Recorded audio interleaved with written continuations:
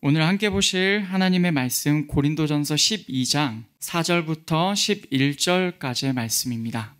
은사는 여러 가지나 성령은 같고 직분은 여러 가지나 주는 같으며 또 사역은 여러 가지나 모든 것을 모든 사람 가운데서 이루시는 하나님은 같으니 각 사람에게 성령을 나타내심은 유익하게 하려 하심이라.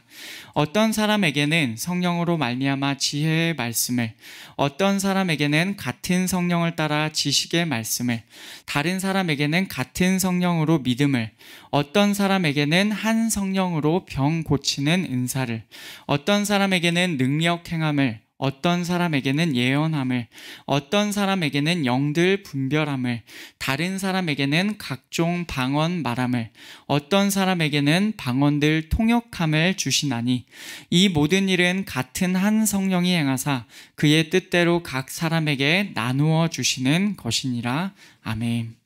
고린도전서 12장부터 14장까지의 단락에서 우리는 영적인 은사들에 관하여서 살펴보게 될 것입니다. 지난주는 우리가 12장 1절부터 3절까지 말씀을 보았습니다. 신령한 것, 다시 말하면 영적인 것들은 실제로 존재하면서 우리가 이것을 느낄 때 기본적으로는 신비의 영역이라고 하였습니다. 그런데 이 표현은 중립적일 수 있죠.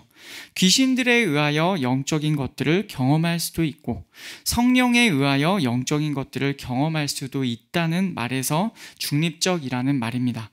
그러면 성령에 의하여 경험하는 영적인 것들을 우리가 어떻게 구별합니까? 성령께서 임하시면 예수님을 주로 고백하게 됩니다.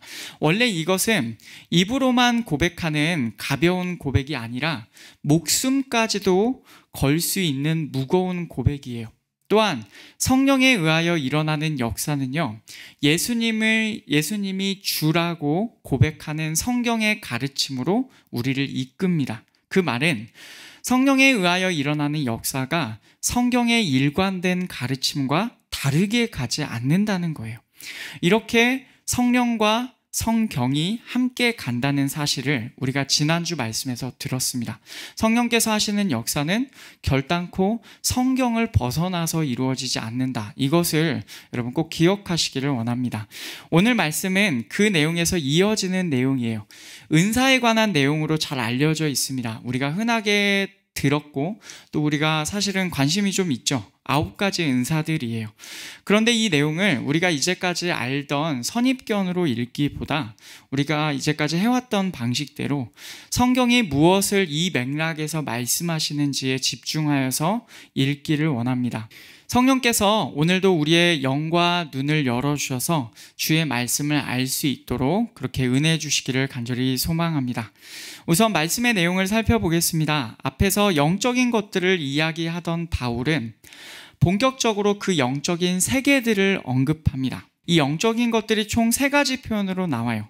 은사, 직분, 사역이라는 구체적인 형태로 나옵니다. 은사들, 직분들, 사역들은요, 각각 분배가 돼요. 여러 가지라라고 3번이나 얘기를 하죠. 여러 가지 것들로 성령께서 나누어 주신다는 뜻입니다. 그리고 이것을 나누시는 주체도 3가지 표현으로 나와요. 성령은 같고 주는 같으며 하나님은 같으니 라고 해요.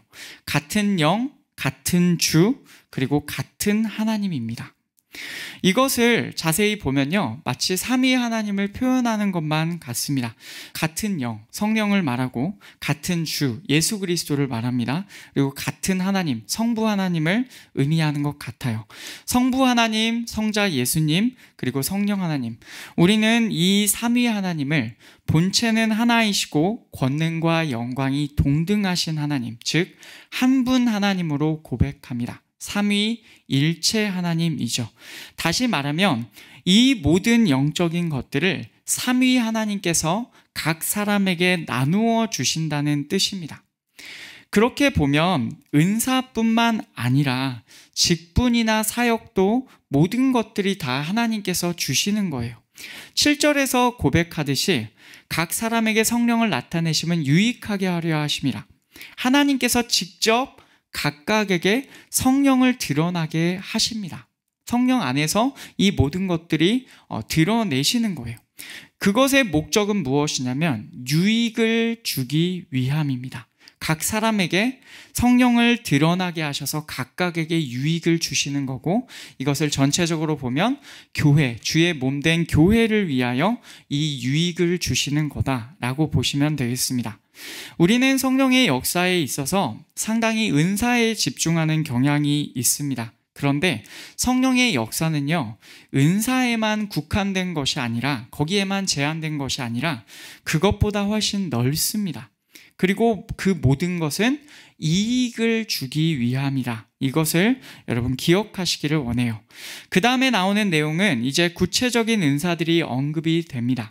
어떤 사람에게는 성령으로 말미암아 지혜의 말씀을, 어떤 사람에게는 같은 성령을 따라 지식의 말씀을, 다른 사람에게는 같은 성령으로 믿음을, 어떤 사람에게는 한 성령으로 병 고치는 은사를, 어떤 사람에게는 능력 행함을, 어떤 사람에게는 예언함을, 어떤 사람에게는 영들 분별함을, 다른 사람에게는 각종 방언 말함을, 어떤 사람에게는 방언들 통역함을 주시나니. 아멘.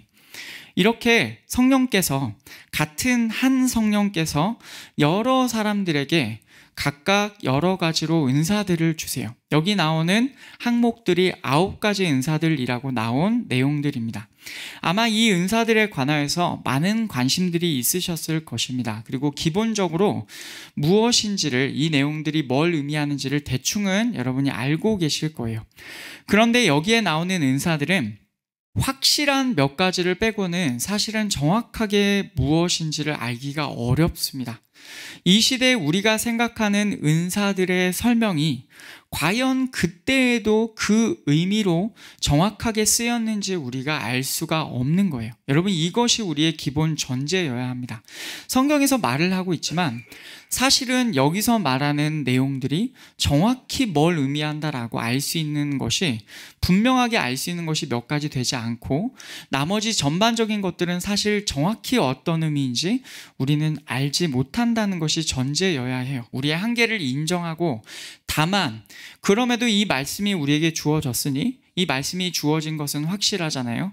그러니 이 말씀이 우리에게 어떤 의미인지를 알기 위해서 저는 이 방법을 사용할 것입니다. 이제까지 사도 바울이 고린도전서에서 이 단어들을 어떤 맥락으로 사용하였는지를 보고, 그 단어의 배경에서 이것들이 어떤 은사인지를 생각해 보려고 합니다. 이해가 되시죠? 여기 나오는 표현들을 고린도 전서 전체에서 바울이 어떻게 썼는지를, 핵심적인 구절들을 본 다음에, 이 맥락에서 이 단어가 사용되었고, 그러면 이 맥락에서 이 은사를 그렇게 볼 수가 있겠다라고 하는 방식으로 이해해 보려고 합니다. 여러 구절들을 찾아보면서 함께 이 9가지 은사들을 이해해 보려고 합니다. 첫 번째, 지혜의 말씀이에요. 이 단어 말씀은요, 하나님과 관련하여 말씀으로도 번역할 수도 있지만 그냥 말로도 번역할 수가 있습니다. 원어로만 보면 지혜의 말씀일 수도 있고 그냥 지혜의 말일 수도 있는 거예요. 그러면 여기서 말하는 은사의 핵심은 지혜의라기보다는 뒤에 나오는 말씀입니다. 소유격에 의하여 뭔가 수식되는 그게 본질이죠. 그러니까 여기서 말하는 은사의 핵심은 지혜의가 아니라 말씀 혹은 말입니다. 바로 그 부분에서 두 번째 은사와 같이 보는 것이 좋겠습니다. 두 번째는 지식의 말씀이에요. 여기에서도 지식의가 아니라 말씀 혹은 말이 핵심입니다. 그러면 두 가지 경우를 먼저 나눠서 생각해 볼 수 있겠죠. 말씀인가 말인가. 실제로 고린도 전서에서 이 두 가지 의미로 모두 사용되었습니다. 고린도 전서 1장을 보시면 거기에 같은 단어가 두 가지로 사용된 것이 보입니다. 5절을 보시면 이는 너희가 그 안에서 모든 일, 곧 모든 언병과 모든 지식의 풍족함으로, 그리고 18절을 보시면 십자가의 도가 멸망하는 자들에게는 미련한 것이요 구원을 받는 우리에게는 하나님의 능력이라. 그럼 여기 나오는 내용은 무엇입니까? 5절에서는 언변은 말을 의미해요. 말에 풍족하다, 말을 잘한다, 이런 말이죠. 1장 18절에 나오는 도는 말씀을 의미합니다. 같은 단어가 한쪽에서는 언변으로 한쪽에서는 도라고 번역이 된 거예요. 성경에 있는 십자가의 말씀을 가리킵니다. 이렇게 같은 로고스라는 단어가 한쪽에서는 말로, 한쪽에서는 말씀으로 이렇게 번역이 된 거예요. 세부적으로 따지기가 어렵지만 둘 다의 의미를 취해도 좋을 것 같습니다. 우리말로 번역할 때는 한쪽에서는 말씀이 되고 한쪽에서는 말이 되지만 원문으로 쓰인 걸 보면 그냥 그 자체가 한 단어이기 때문에 이 두 가지 의미를 우리가 통째로 보는 것도 괜찮을 것 같아요.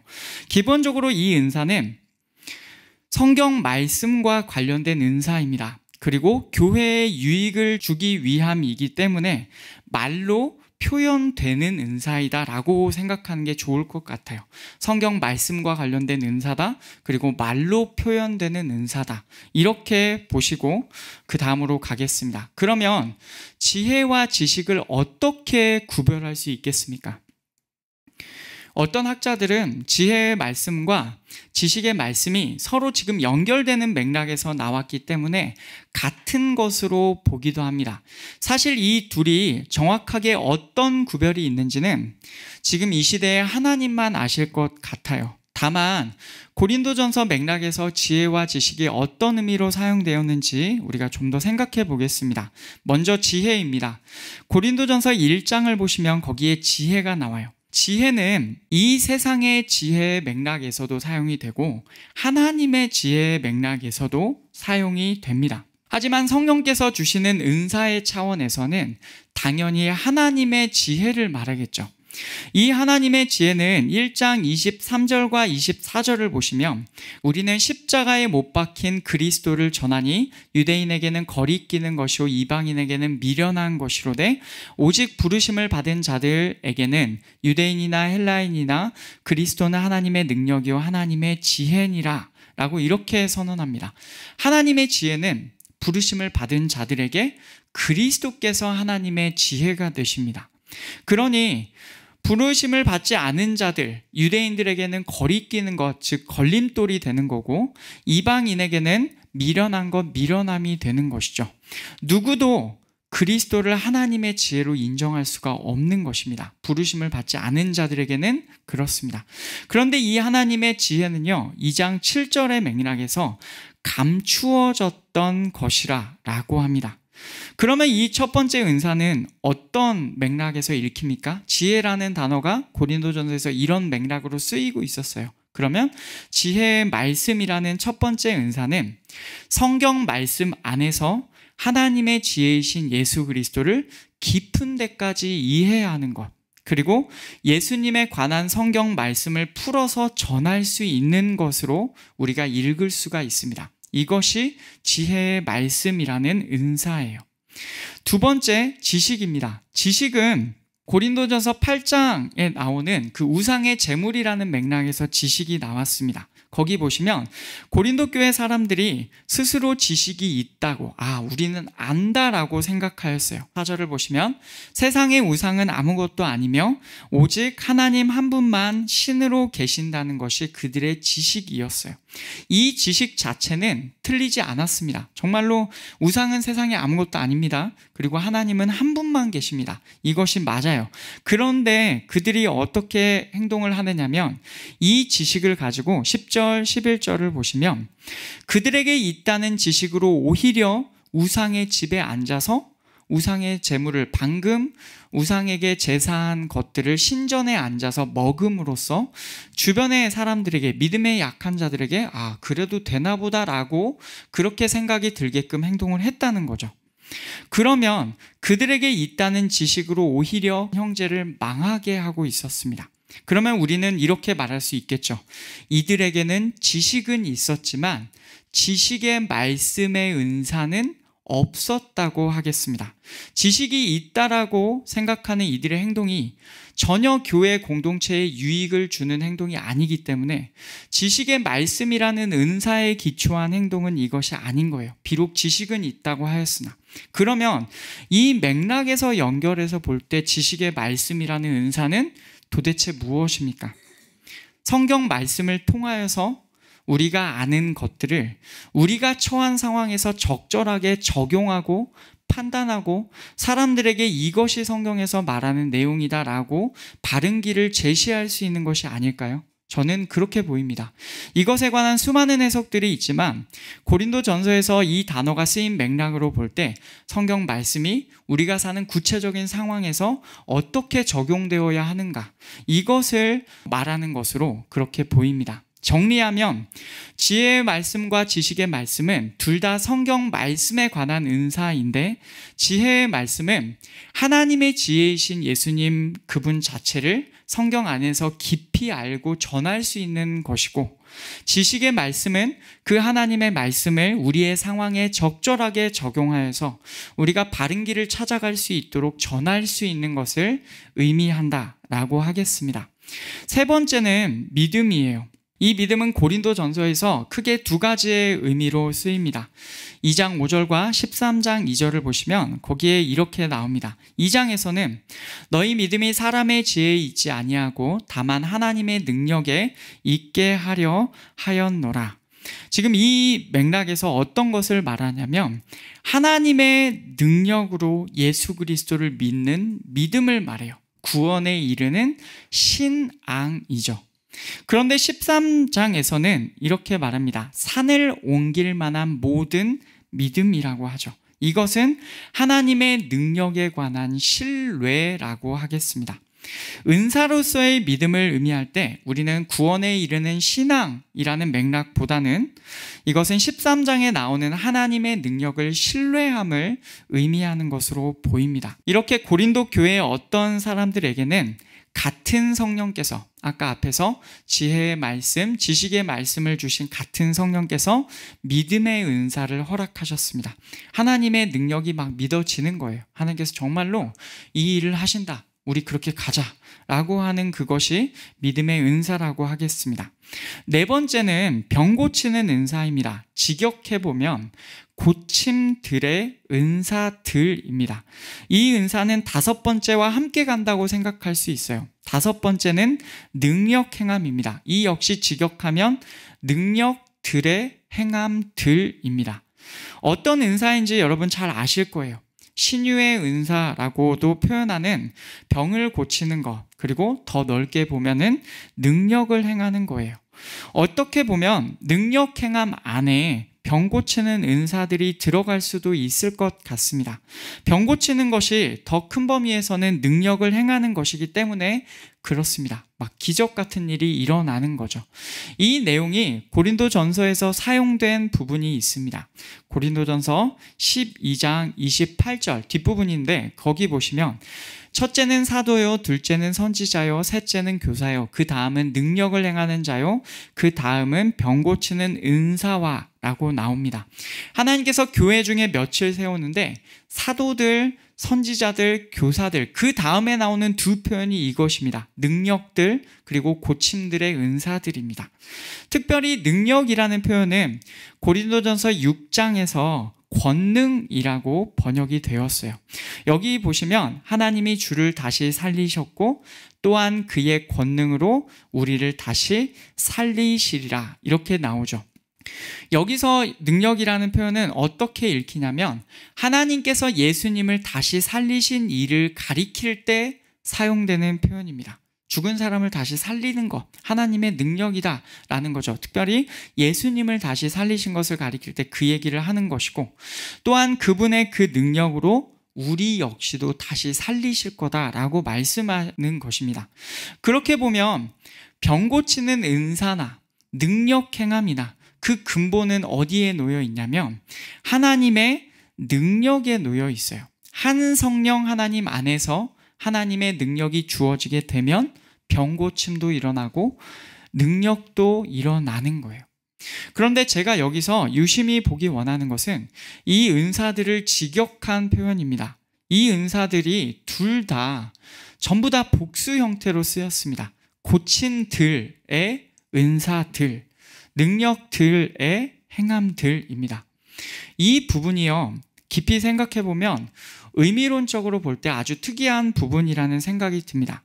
우리는 보통 어떻게 생각하냐면 어떤 한 사람 자체에게 병 고침의 은사가 있다고 생각해요. 나는 신유의 은사를 받았다. 그 사람은 뭐 받았다. 그래서 그 사람은 병 고치는 능력을 행할 수 있다. 뭐 이렇게 생각을 합니다.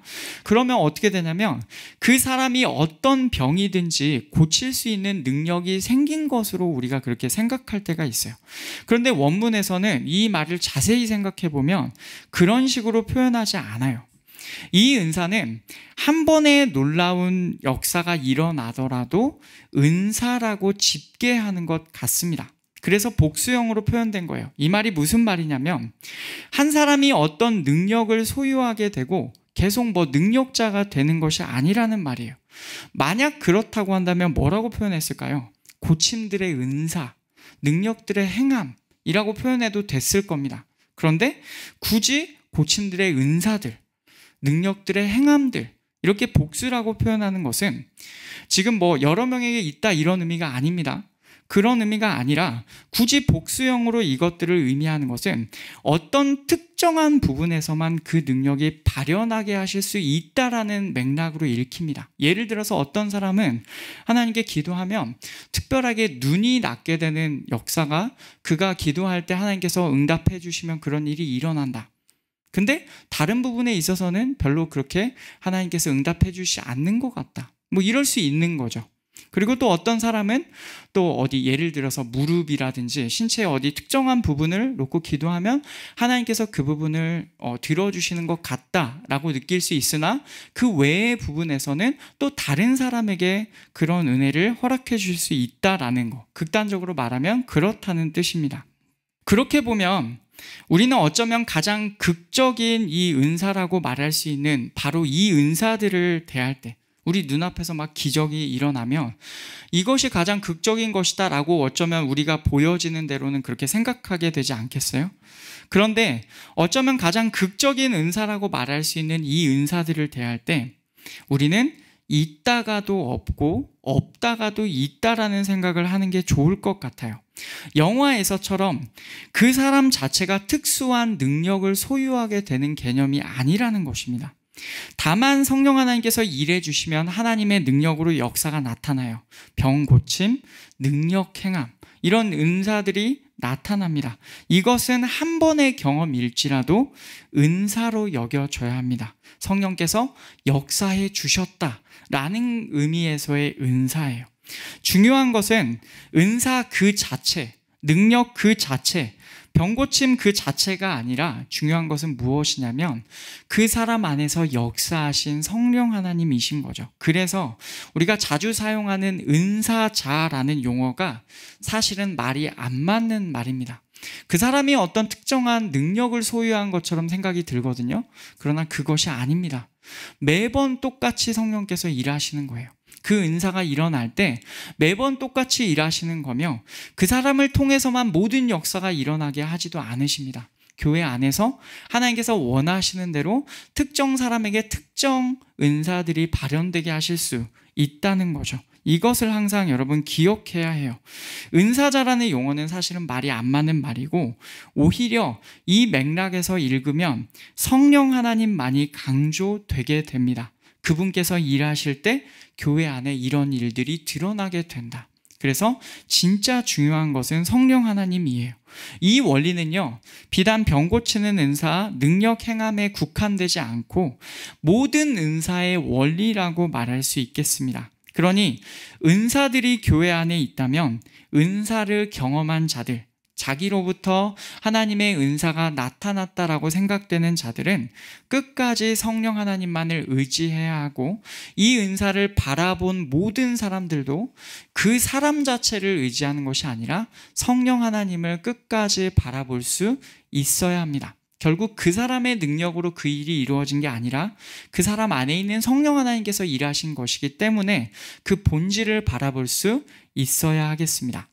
여섯 번째는 예언함입니다. 이 은사도 굉장히 오해가 많은 은사예요. 기본적으로 예언은 미래의 일을 말하는 것으로 생각이 됩니다. 구약시대 선지자들이 그러했듯이 뭔가 미래에 일어날 일을 뭐 그렇게 예언하는, 말하는 것이다 라고 그렇게 이해를 하곤 하는데 이 내용은 고린도전서 맥락에서 그런 뜻이 아닙니다. 고린도전서 13장을 보면 거기에 이렇게 나와요.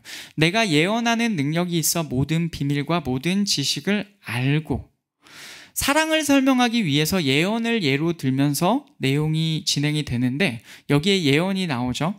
만약에 그가 예언을 가지고 있다면 그는 모든 비밀과 모든 지식을 알 것이다 라고 합니다.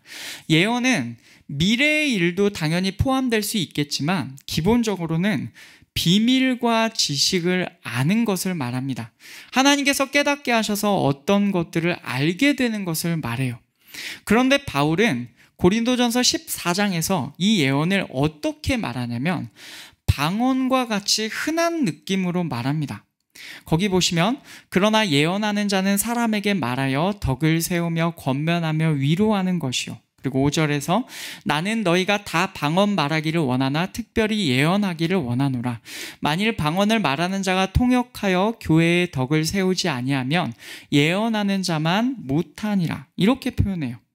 예언은 사람에게 말하여 덕을 세우며 권면하며 위로하는 것이라 라고 하죠. 혹시라도 우리가 생각하는 두려움을 주는 것, 내가 모르는 하나님만 아시는 어떤 것을 사람에게 알려주셔가지고 지금 나를 막 치려고 하신다, 이런 식으로 두려움을 주는 것이 아니라는 것에 우리가 좀 주목해야 합니다. 덕을 세우며 권면하며 위로하는 게 예언이에요. 그리고 바울은 말하기를 모두가 방언 말하기를 원하지만 특별히 교회의 덕을 위하여 예언하기를 원한다라고 합니다. 그래서 이 예언을 방언과 같이 약간 흔한 느낌으로 얘기를 하고 있어요. 그 맥락에서 바울은 29절을 보면 이렇게 말하기까지 합니다. 예언하는 자는 둘이나 셋이나 말하고 다른 이들은 분별할 것이요. 아멘. 예언하는 자는 둘이나 셋이 말해야 합니다. 그리고 다른 자들은 그들의 말을 듣고 분별하라고 해요. 여기 나오는 분별하라라는 표현이 바로 7번째 은사와 연결됩니다. 우선 이 내용을 간단히 말하자면 예언하는 자가 틀릴 수가 있으니까 항상 분별을 거쳐야 한다는 것입니다. 그리고 그 분별은 교회 안의 성도들 안에서 분별을 거쳐야 한다는 말을 하고 있는 거예요. 바울은 아주 무거운 의미로 예언을 말하는 것이 아니라 사람이 잘못 분별할 수 있는 가능성을 염두에 두고 예언의 은사를 지금 말하고 있습니다.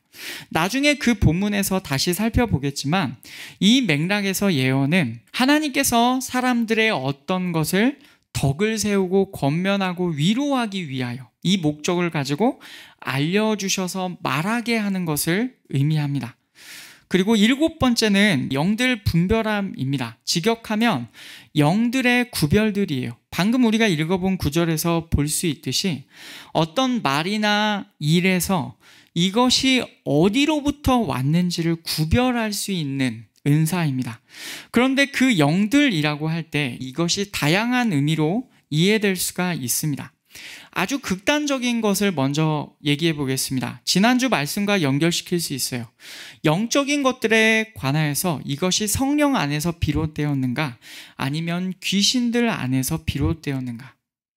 이때에는 영들 분별함이 이것이 과연 귀신들에게서 온 것인지 아니면 성령께로부터 온 것인지를 구별한다라는 의미가 되는 거죠. 그런데 이렇게 극단적이지 않을 수도 있어요.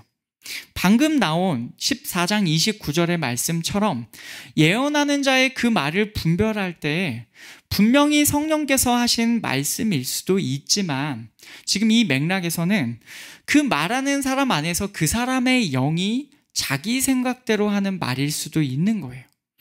그 경우에는 영들 분별함이 어떤 의미가 되냐면 말하는 사람의 영이 말하는 것인지 아니면 성령께서 말씀하게 하시는 것인지 이것을 구별한다라는 의미가 되는 겁니다. 그래서 영들 분별함 자체는요, 어떤 말이나 일 안에 있는 영이 무엇인지를 구별하는 거예요. 이것은 이 영들을 어떤 것에 정의하느냐에 따라서 굉장히 넓을 수 있습니다. 우리가 분명하게 알 수 있는 것은 이것이 당연히 하나님께로부터 온 것인지를 구별하는 건데 이것을 구별하는 대상이 귀신들일 수도 있고 아니면 사람의 안에 있는 영일 수도 있다는 것입니다. 이 표현 역시도요, 그 영들 분별함이라는 표현 역시도 둘 다 복수형으로 되어 있어요. 영들의 구별들입니다. 그래서 특별히 어떤 사람 안에 항상 이 능력이 존재한다라고 읽기보다는 성령께서 원하실 때 어느 때에나 교회 안에서 영들을 분별할 수 있도록 각자에게 시시때때로 일하실 수 있다라는 것으로 우리가 읽는 것이 좋을 것 같습니다. 한 번의 경험이라도 성령께서 일하시는 은사로 받아야 한다는 거예요. 여러분, 이것이 예언과 영들 분별함의 은사입니다. 당연히 이 은사들 역시도 성령께서 일하여 주시는 것이기 때문에 성경과는 다른 방향으로 갈 수가 없는 것이죠. 8번째는 각종 방언 말함입니다. 이것과 연결되는 마지막 9번째는 방언들 통역함이에요. 방언에 관한 내용입니다. 방언을 말하는 것과 방언을 통역하는 것입니다. 이건 역시도 이견이 많은 은사입니다. 초대교회에 있었던 그 마가의 다락방에 있었던 것만 방언이라고 주장하는 사람들이 있습니다. 오히려 정반대로 이 시대에 우리가 하는 방언도 성경에서 말하는 방언이다라고 말하는 사람들도 있어요. 정말 다양합니다. 전자 같은 경우에는 그 마가의 다락방에 있었던 것만 방언이다라고 주장하는 사람들의 경우에는 이 방언은 실제 존재하는 서로 다른 언어들을 말해요. 사도행전의 맥락에서 그렇게 나옵니다. 사도행전 2장을 보시면 그 내용이 나오죠. 다 놀라 신기하게 여겨 이르되 보라, 이 말하는 사람들이 다 갈릴리 사람이 아니냐. 우리가 우리 각 사람이 난 곳 방언으로 듣게 되는 것이 어찌 됨이냐. 그때 절기를 지키려고, 오순절이니까 절기를 지키려고 예루살렘에 모였던 자들이 각각 자신의 언어로 그 예루살렘에 있던 사람들이 기도하는 것을 듣게 되었어요. 지금 여기 있는 갈릴리 사람들이 바로 그들입니다. 곳곳에서 모인 사람들의 눈으로 볼 때는 지금 막 방언으로 기도하고 있는 이 사람들이 갈릴리 사람들인 거예요. 그러니까 갈릴리 사람들이니까 갈릴리 말을 하겠죠. 그런데 지금 멀리서 왔는데 이 사람들이 자기 언어를 하고 있는 겁니다. 자기들의 언어를 각각 하고 있는 거예요. 그러니까 다들 놀랐습니다. 이것이 초대교회에 있었던 방언이었어요. 하지만 바울은요, 방언의 은사를 굳이 사도행전 2장의 방언에만 제한하고 있는 것 같아 보이지가 않습니다. 고린도전서 안에서 발견될 수 있는 두 가지 근거가 있어요. 13장 1절을 보시면 바울은 사람의 방언과 천사의 말이라는 표현을 씁니다. 우리 말로는 서로 다른 것처럼 뭔가 보이죠? 사람의 방언, 천사의 말. 원래 이 표현은 사람들의 그리고 천사들의 방언들입니다. 고린도 교회에서의 방언이 사람들이 하는 방언이지만 그것이 천사의 방언과 같다는 의미로 그렇게 읽혀요. 이것을 더 자세하게 14장 2절에서는 이렇게 말합니다. 방언을 말하는 자는 사람에게 하지 아니하고 하나님께 하나니 이는 알아듣는 자가 없고 영으로 비밀을 말함이라. 아멘. 방언을 말하는 자는 사람에게 하지 않고 하나님께 한다고 해요. 그 이유가 무엇이냐면 알아듣는 자가 없고 영으로 비밀을 말한다고 해요. 여기서 단적으로 말하는데 방언을 알아듣는 자가 없다고 합니다. 그래서 이 방언은 물론 뭐 세부적으로 들어가면 뭐 거기에 타국인이 와서 뭐 그것을 듣고 이해할 리 없다 뭐 이런 식으로도 보지만 저는 그냥 이 표현 그 자체로 보면은 저는 그렇게 읽히지가 않아요. 알아듣는 자가 없다라는 말로 그냥 읽힙니다. 그래서 이 방언은 뒤에 나오지만 통역이 필요한 거예요. 교회에서 대표 기도 같이 뭔가 기도를 할 때 방언으로 막 기도해버리면 안 되는 거죠. 왜냐면 아무도 못 알아들어요. 그게 교회의 유익을 위해서 어떤 효력이 있겠습니까? 그러니까 만약에 하나님께서 혀를 움직이셔서 방언으로 기도를 대표로 하게 된다면 반드시 통역을 세워야 되는 거예요. 이 말이 뭔 말인지를 알아야 되니까요. 지금 그래서 이 방언은 통역이 필요한 것이다. 아무도 알아듣는 자가 없다라고 하는 게 이 맥락인 것입니다. 그렇게 본다면 굳이 방언을 초대교회의 방언, 다른 나라에서 쓰는 말이라고 제한할 필요가 없습니다. 분명한 것은 이 방언도 고린도 교회 안에서 한 성령 안에서 주어진 은사였다는 거예요. 그 의미가 어떤 식으로 사용되었는지를 우리가 그 시대로 돌아가서 지켜보고 정확하게 물어보고 그래서 정확히 알 수는 없지만 최대한 바울의 말을 통해서 이해하면 그렇다는 말입니다. 이것에 근거하여서 저는 방언이 이 시대에도 은사로 주어진다고 믿습니다. 이것에 관한 더 자세한 내용은 고린도전서 뒷부분에서 어차피 방언을 다루니까 그때 살펴보겠습니다. 여기까지 우리가 9가지 은사들을 살펴보았습니다. 이 부분에서는 은사가 언급되었지만 사실은 영적인 것들에 있어서는 더 범위가 넓습니다. 은사들, 직분들, 사역들, 이것이 다 영적인 것들이라는 것이죠. 중요한 것은 11절입니다. 우리 한 목소리로 읽겠습니다. 이 모든 일은 같은 한 성령이 행하사 그의 뜻대로 각 사람에게 나누어 주시는 것이니라. 아멘. 이 모든 것들을 하나의 성령께서, 같은 성령께서 행하시는 일이라는 것입니다. 교회 안에서 서로 은사가 다를지라도, 직분과 사역이 다를지라도 그 모든 것들은 하나의 성령, 같은 성령 안에 있는 것입니다. 그분께서 각 사람에게 당신께서 바라시는 대로, 당신의 뜻대로 나누어 주시는 거예요. 왜요? 이익을 주기 위해서 그렇습니다. 여러분, 이것이 오늘 말씀의 내용이에요. 오늘 말씀은 사실 많은 내용이 있지는 않았는데 언급된 은사들을 세부적으로 살펴보면서 그 내용이 조금 길어졌습니다. 오늘 본문에 나온 은사들은 총 9가지였어요. 지혜의 말씀, 지식의 말씀, 믿음, 병 고치는 은사, 능력 행함, 예언함, 영들 분별함, 각종 방언 말함, 방언들 통역함입니다. 우리가 이 내용을 볼 때 신비한 현상들, 그리고 혹은 서로 다른 것들, 저 은사는 저거네? 나랑 다르네? 뭐 이렇게 우리가 생각할 수가 있고 집중할 수 있지만 사실 정말로 강조점은 그게 아닙니다. 중요한 것은 무엇이냐면 은사나 은사자가 아니라 그 안에서 당신의 뜻대로 일하시는 성령 하나님이세요. 많은 사람들이 이것을 놓치고는 어떤 사람에게 집중하곤 합니다. 아주 빈번하게 일어나는 일이고 은사의 부분에서 특히 우리가 많이 실수를 하곤 합니다. 은사에 관한 말씀의 가르침을 무시하거나 아예 모르기도 하고 그냥 그 나타나는 은사 자체에만 막 집중하고 막 황홀경에 빠지는 경우도 있고요. 때로는 교만하기도 하고 때로는 낙심하기도 합니다. 그러나 우리가 집중해야 할 분은 하나님의 영, 성령님이십니다. 성령께서는 당신께서 원하시는 대로 일하세요. 그분을 우리가 도구나 수단으로 생각하지 마시기를 원합니다.